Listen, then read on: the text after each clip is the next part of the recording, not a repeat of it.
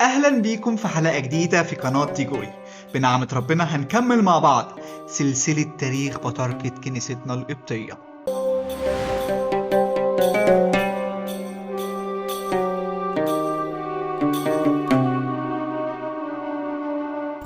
البابا يراكلاس البطريرك ال13 هو كان من أب وأم وثنيين وأصبحوا مسيحيين وأمنوا بالسيد المسيح، ودخلوا ابنهم المدرسة اللاهوتية علشان يتعلم فيها العلوم، فتتلمذ على إيد العلامة أوريجانوس ودرس الأفلاطونية الحديثة قبل أوريجانوس. وكان يراكلاس بيلبس ملابس الفلاسفة، وكان الفلاسفة زمان كان ليهم روب معين ومخصص ليهم زي المحاميين والأطباء، وكان بيدرس كتب اليونانيين على قد ما يقدر. وأوريجانوس شاف إن يراكلاس عنده شغف كبير وقدرة كبيرة على تحصيل العلم، فاختاروا إن هو يكون واحد من تلاميذه علشان يساعده في نشر الإيمان. يوسابيوس القيصري بيقول إن هو كرس حياته كلها في دراسة الكتاب المقدس، وهو واحد من المتعلمين العظماء ولا يجهل أي فلسفة. قبض والي مصر بأمر من الإمبراطور على 5 تلاميذ من تلاميذ أوريجانوس، وكان منهم يراكلاس. ال4 استشهدوا والخامس كان يراكلاس، وكان يراكلاس هيتعدم خلاص، ولكن أوريجانوس راح له وقبله وسلم عليه. فالجنود كده شافوا أوريجانوس فراحوا بسرعة علشان يمسكوه، ولكنه هرب، وبطريقة ما كمان هرب يراكلاس. البابا ديمتريوس الكرام البطريرك رقم 12 رسمه شماس وبعدها قس، وكان بيعظ في الكنيسة، وكانت الناس بتحبه جدا، وكان عنده مواهب وإمكانيات بيأثر فيها على الشعب لعذوبة صوته وحلاوة كلامه وقوة حجته وسلاسة عباراته، وكان بيشد عدد كبير من الوثنيين وفعلا بقوا مسيحيين، وكان بيخدم بكل أمانة. وكان يراكلاس مدير للمدرسة اللاهوتية.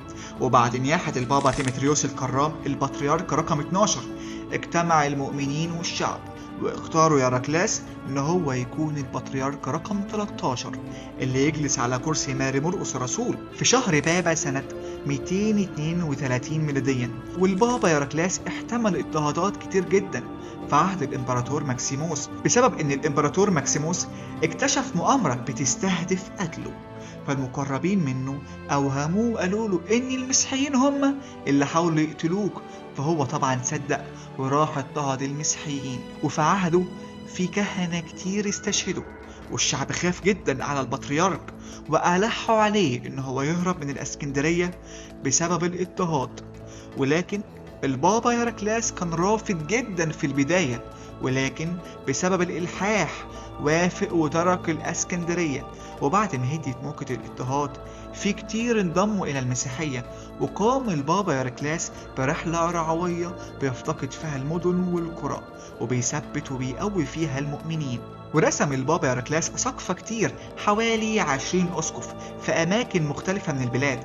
والبابا مش بس بيشد الوثنيين إلى المسيحية، لا ده كمان بيقبل الجاحدين اللي أنكروا الإيمان بدون إن هو يعيد معموديتهم. وكمان البابا يراكلاس كان بيشد الوثنيين اللي جوه البلد، وكمان الوثنيين الأجانب، فهو شد يوليانوس أفريكانوس، وده كان مؤرخ ورحالة مشهور. في باحثين بيقولوا إن هو ليبي، ولكن الاحتمال الأكبر إن هو مولود في أورشليم. الراجل ده كتب وأرخ تاريخ العالم منذ التكوين حتى سنة 221 ميلاديا، وآمن بالمسيحية. والبابا يراكلاس عين ديونوسيوس مدير للمدرسة اللاهوتية، ويقال إن الشعب كان بيحب البابا يراكلاس جدا وعايزين يميزوه عن باقي أساقفة المسكونة، ولقبوه بلقب البابا.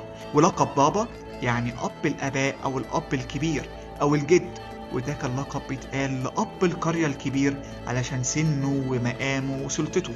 وبيقول المقريزي إن لقب بابا ده كان أيام البابا إنيانوس البطريرك الثاني، يعني لقب بابا كان بيقال لبطريرك كنيسة الإسكندرية قبل ما يقال ويطلق على بطريرك روما بقرون كتير.